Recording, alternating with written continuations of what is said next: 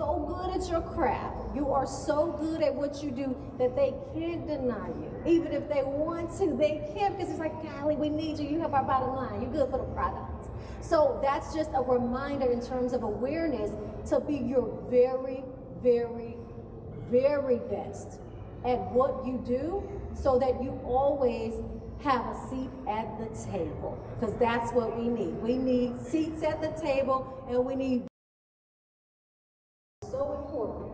All right, next question. How can we create a better dialogue among Black communities and surrounding racial equity?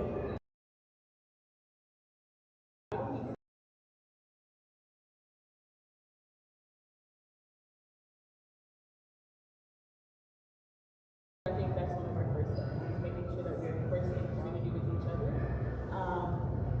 and really providing each other the space to have meaningful. We talked about how San Antonio doesn't always feel Black, right? It doesn't always feel Black. But we know that our experience is so unlike any other experience. And we know that we need people who look like us, who talk like us, who have that same cultural experience to really lean on, right? So I think that first step is being in community. But I think also we kind of talked about really this this huge just sense of we're really, really trying to show our worth. I think another element to that is we have to fully know and acknowledge our worth. Us as a community, we're beautiful. We are hardworking, we are strong, and we should celebrate those things. And so how much, I think we should sometimes step away from being critical of ourselves and fully just embrace ourselves in what we are and our opportunities that we have and the fullest extent of us as Black people. I think you gotta meet people where they are, right? And I got Kevin Hart syndrome, like you're gonna learn today, like you miss people. And at the end of the day, people will hear you, but you're not being heard. And there's a difference. I used to think communication was the key, but then I started to realize comprehension is the key. So when you're able to, when people are able to comprehend you and understand what it is that you're saying, then you can start moving the needle in terms of action, building plans, being able to move in terms of like getting invited into different spaces. And then I also think we have to challenge ourselves to be able to do things differently, right? In terms of attending different organizations that maybe we're not comfortable or familiar with. PTA, home ownership, right? Like who in here is a part of their home ownership board in their communities? So we gotta think differently, volunteer more. Like when you wanna have those dialogues and those conversations, we got to get out of our own uncomfortable, we gotta be comfortable being uncomfortable, get into a different zone, meeting people where they're at, but then also attending things that, you know what, it ain't the barbecue, it ain't this. It may be a board meeting, it may be something different so you can start interjecting. Ditto to everything that they said. You know, obviously this is a part of it, and we need more great people like Deanna having these conversations, creating these events. And I got to participate in the event in Dallas. Great conversation, just bringing people together to have the conversation. But it's also about, we've got Rodney over at the bar over here. I've known him for 35 plus years. And we've actually got a text string that is a mile long with 7 of our best friends that we've known each other, all grew up here in San Antonio for 35 plus years. And we cover all of the races, Black, Hispanic, white, and we have real conversations. You know, part of it is that, you know, we're comfortable around one another, and we can talk about Black, white, Hispanic, we can joke on those things, but a lot of times I use them as my material when I have conversations in the workplace. They're my test group, so to speak. But you know, we just gotta I always tell people when we talk about race, just relax a little bit, because we're really just having a conversation about people and human beings. And a lot of times, you know, we do get defensive because we're all trying to find our own unique voice and want to feel valued for who we are. And a lot of times we kind of pulling you out of that particular space or you don't belong, then there's a tendency for us to want to grab back. But he said it well in terms of just, we just have to be comfortable with the conversation. We also have to have more people participating, stepping up in your workplace. So hopefully a lot of you that are in your workplace can take some of this information, bring it back, challenge your leaders. And then the biggest thing that we have, part of the reason why you see corporate America is because corporate America is in the hands of the consumer. And as the consumers speak, corporations have to speak. So that's the value that we can bring. That's the courage that we can bring. The more that we continue to say, hey, wait a minute, this is what you're representing in the community. I'm not going to buy your product. Okay, we need to stand up and do more of that. I think to add on to what has been said already, there is a program that is led by San Antonio area, and it's an equity leadership across San Antonio, and they go through a 6-month leadership program together. And I participated in this program last year, and towards the end, we go on a 3-day retreat. And on this retreat, we're really digging in now from the past few months of all the things we talked about. We've looked at data, we talked about inequities, and we really talked about this collective impact model, right? How can we all come together recognizing that we all have our own unique journeys and paths and struggles and challenges. And one night we played the game culture tags. We will play. Yes, right? And so culture tags, if you played it before, it's a game kind of similar to Taboo, but you're essentially trying to guess the phrase that's on the card. And majority of the questions on the card are tied back to Black culture. And so at first we're like, oh, is this a good game to play? Will everyone feel like they can be a part of the conversation? Oh my goodness, it was the most amazing time, and it turned into us talking about like, oh, y'all do that in your culture? Okay, well we do this and we do that. And so it was a really pivotal moment for us to say, like, we need to have more spaces like this. We can talk about our culture and not be as defensive or say, well, I've had the worst struggle than you, but actually talk about how we can move the needle together. Because at the end of the day, we all have the same common goal, right? But instead of operating in silos, how do we link arms with each other and actually make a difference? The last thing that I'll say is touching on what you talked about around the role of corporate organizations. I think this is a good way for us to also bring people together in an authentic way, is for organizations to be a convener of conversations like this. We're really post the graphic on social media that said Happy Black History Month or Happy Hispanic Heritage Month. Doesn't mean you're necessarily doing the work, right? These corporations have a platform, they have assets, they have resources to be able to create these spaces to bring people together for us to actually do that collective impact model. I agree. So piggybacking off of what they said, what I know is that, one thing we have in common is that we're all human, right? We are all participating in the human experience, and you'll hear people say that we have more in common than we have differences, and there is a lot of truth to that, because the reality is that each one of you, each one of us just wants to be seen and heard, and yes, communicate and comprehend, but be understood. And I think that understanding comes through our conversations with each other across genders and racial groups and all other demographics. And we learn from each other. We're simply better together than we are apart. So I appreciate that understanding of our collectivity and why we have to work together. And I also appreciate you bringing up the point that it doesn't all have to be gloom and doom. It doesn't all have to be sad and serious.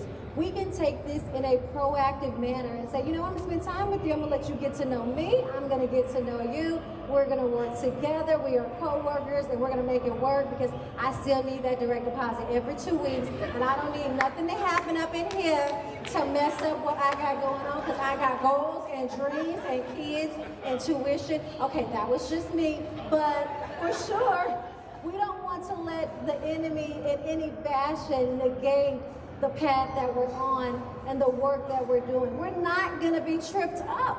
We will simply not be tripped up. So we have to have a conversation, convene together, get an understanding, and all of your get an understanding. We will simply do that. I have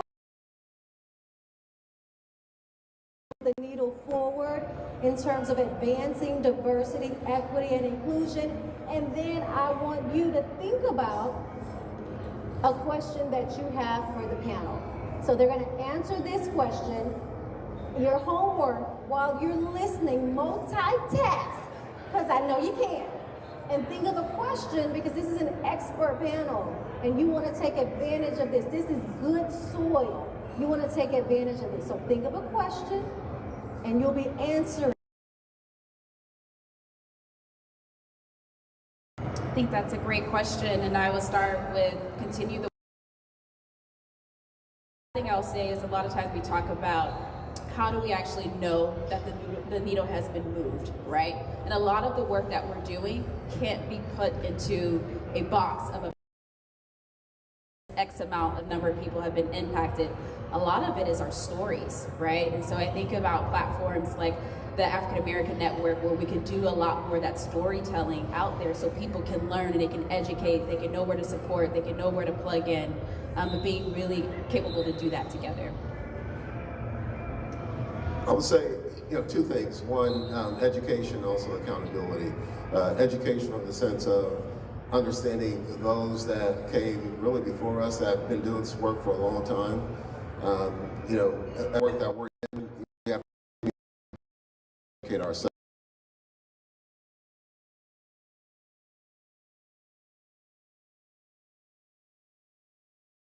Not make the same mistake, but continue the work moving forward. Book Dr. Cornel West wrote, talking about a lot of the race transcenders of the past. So if you're not achieving at a certain level, guess what? It's going to hit you on that bi-weekly pay that you get. So the accountability piece is really, really critical and important, and also the whole educational part. Yeah, for me. Sure.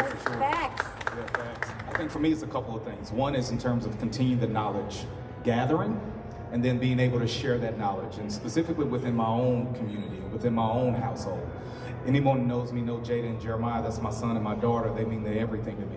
But so many times we try to hide things from them because, again, they're young, we don't want them to see things. No, I'm gonna show you everything, right? This is what it means when we think about diversity. This is what it means when you have to do more than the next counterpart, or whatever the case may be. So I don't hide anything. When that light bill comes in, like, hey, this is why I tell you to turn the lights out, right? Because the equity, like at the end of the day. So I think we've got to continue to make sure that we educate our communities, and it starts with that young generation. From a home ownership perspective, of course, I'm in Linden. I think that's a valuable asset when you think about equity and inclusion and diversity. In 2021, home ownership, in terms of holistically, was on the rise. Like white counterparts, 70% homeowners.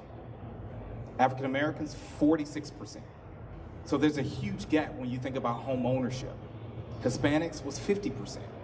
So at the end of the day, if we want to move that needle, we understand some of the challenges, whether it's credit, down payment assistance, whether it's access to capital. Like, we have to be that content in terms of knowledge base to say, hey, yes, you can own a home. Let's bust some of those myths out there in terms of rent versus own. Why would I rent and pay 100% interest rate no matter what the interest rate is? I don't build anything towards myself. Home ownership, whether it's 6, 7, doesn't matter, it's mine. I'm building something. And then when I build it, I can then leave it from a legacy perspective as well. The sister earlier talked about generational wealth. That's a passion of mine. We too often sell off our generational wealth for the quick gain. And so we have to get in the mindset. It's not about me anymore. It's about Jada, Jeremiah. It's about the Lukes that I do not even know and I will not even meet. And whenever we get into that perspective and that mindset, then we can continue to move the needle around diversity, equity, and inclusion. We've got to get it out of self and say, hey, it's that generation that don't even know anything about me, and I won't know them, but they'll feel the impact of the legacy that I was able to leave. Impact, yes. Yes. The only thing I'd really like to add is I think that healing is an important part to this conversation. You know, as a community, we've experienced so much, and we have to acknowledge that effort to heal ourselves in our community. And I would also say, and I would say another part of that is really also promoting radical love in our community, right? I may not know you, a similar background as you, but I care about you, right? Because we need that. We all need that. And then another thing is, we, due to all that pain and that repetitive, continual breaking down, Come on up. Here you go. Okay, got it. And then I have you. Yes.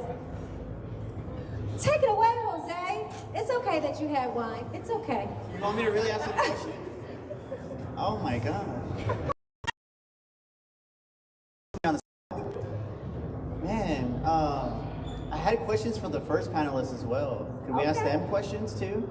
Just throw the question out there. These are experts. They can handle it. I'm born and raised in San Antonio, never left for college, never left for anything, stayed here. And so I know the city really well. And for those of you who don't know, we're sitting in a very historic black neighborhood here on the east side of San Antonio. So there's a lot of rich history here. But my question to y'all would be, what do you think we should do? Nicole and I, we're storytellers, right? You know, the best way of preserving these stories, because I do my best. You know, Nicole will tell you, I'm very connected in the community, but I feel like we can do more. What do you think we as storytellers should do to preserve these stories? Jose, that's an excellent question. You did good. Who would like to answer? So one of the things we actually, as a part of our education for our senior leaders, I have a session of inclusion, because I want everything, when they talk to during town halls, speeches, whatever, I want them to always talk about bringing people together and unifying, and how cultures and identities can do that in a positive direction. So with, obviously at Spectrum, you guys have a huge influence on the community overall, and you know, obviously San Antonio is a black and brown community, and talking about how do we do that and move the same path, because even within our own cultures, even within the black cultures, there's some parts of black cultures that are splintered. There's also, when we think about the Latino culture, same thing. And also, I grew up in San Antonio. There is some racism that occurs between both cultures. And when you think about how do you drive that, how do you move in a positive direction, Spectrum could do that, talking about how do we move together, how do we celebrate together, all those particular things I think would be a positive direction for Spectrum.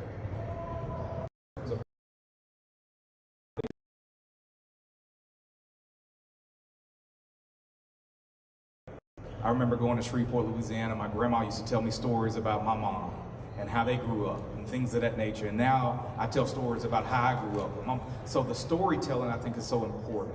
And so being able to capture, to preserve it, of course, word of mouth is the best form of advertising. So if you want to continue it, it's how it is that you continue to tell the story to the youth and continue to build it down and push it down to that level as well. Okay, good. I'm in news, so I work down to the second. We have 4 minutes, one quick question, and a quick response. I feel like y'all guys did an amazing job, so thank you so much. I feel like, okay, clap now. I feel like you all said something about knowledge and about history and about learning, about knowing. I feel like that's under attack these days when it comes to education and certain things not being taught, certain things not being allowed for all of us, all of our children to know and understand. So what can we do as far as our history is concerned, meaning the collective history of all of ours, good or bad? To, right? How are we educating our family and our children on things that happen? Observing that history is being in the making now. So how are we holding on to this so that way our future generations can look back and be able to learn on what we went through to even create an even better future? Absolutely. I think the bottom line is that we have to keep talking within all of our spheres of business. That is freaking publicity, free advertising. So share your information, and we put that on air. Spectrum is 24/7. That's rolling every single hour. I interviewed Deanna twice, last year, this year. She can put that on social media. So do tap into your media partnerships to help you move your agenda forward in a positive way that's going to save your bottom line. Did you have a good time? Good, good, good. Really? Look at God. We are so efficient that we have time for 2 more questions and 2 more responses. God is. Amen, all glory to God. I am a certified diversity, equity, inclusion specialist, so I'm also looking for work. I was laid off by the 12,000 of the Google employees, so just throwing that nugget out there. So what I've learned is sometimes practice and academia doesn't align. So when we're in these spaces, I've had the privilege to be in tech spaces. I've worked for Facebook, startup tech company, and then recently Google. But when you hear the microaggressions, the macroaggressions, the unconscious bias, the isms, right? Oftentimes we how to get in these spaces, but I've been in this space. But once I'm in there and I'm hearing the racism, right? What does that look like outside of academia, but real practice? When I'm in a room and I'm the only one that looks like me, and I hear an aggression, if I call it out, now it's her word against mine. An ally has sitting next to me that doesn't look like me is a safe space. So what is a real life truth? We at the barbecue right now. What is real practice advice that you would give? I'm going to share the mic, but I just want to say I'm hiring an inclusion programs manager, so. Yeah, that's actually that's a tough question, because you answered the question when you said you've got to, if you don't speak up, then you're letting it happen. And the more that we have to do that, we just have to keep encouraging individuals to speak up. But we also have to, and depending on if you're talking about in corporate America, we talk a lot more about the not judging and judging wisely, and being open to perspectives. So it's really for us is just more about just continue to speak up for that individual, and creating an environment where people feel like they're not going to be chastised or reprimanded for speaking up. Life is a climb, right? It's not a flat surface, it's a climb. Sometimes you have to risk truth. You have to step out there, you have to make decisions greater good. And just trust that God knows the plans that He has for you. You may be in that room feeling alone because you are charting a new path for those who will come behind you. So do not grow weary in well-doing, okay? So one more question. Well, mine was supposed to be a question, but it's not a question anymore. Okay. I listened to the previous panel, and then this topic came up, and I was walking away because I was exhausted by the issue of diversity. And the good doctor started talking, and I stopped, and I turned back around. And I've enjoyed the entire panel and the entire discussion tonight, so I wanted to compliment this panel. But having said that, as a non-American, as a Canadian American now, what do you think of the issue of the topic of diversity, the extent to which it has taken on a life of its own and its political reverberations, which you might have addressed before, but that's my only subject. I was impressed with the panel. I'm pleased with the panel. You guys really talked about it as well as I could have. Thank you. Yes, so I guess the question is, how do we feel about the transformation of the topic of diversity, right? Okay, I would say first, it's a really necessary thing to have happened. When we look at the history of conversations around diversity, equity, and inclusion, and how we got to this DEI space, it really aligns with a lot of our historical movements, right? And our transformations within the workplace in response to those historical movements. So the conversation about diversity, equity, inclusion is not only necessary, but it has always been happening. I just like to say that. It's always been happening, and it's necessary. I think one philosophy that I have to this work, equity work, is that it's ever changing. Today, we have to understand how to work with those challenges. So I think these conversations are not only necessary, but meaningful and important to our whole community. All right, listen, we could talk all day. Obviously, there are more questions, more topics to be discussed, but there's more on the agenda. We want to be respectful of that so that you get to do everything you came here to do. But you were not here by accident. I feel the need to say that. You are meant to hear what you heard today. And the challenge is that you take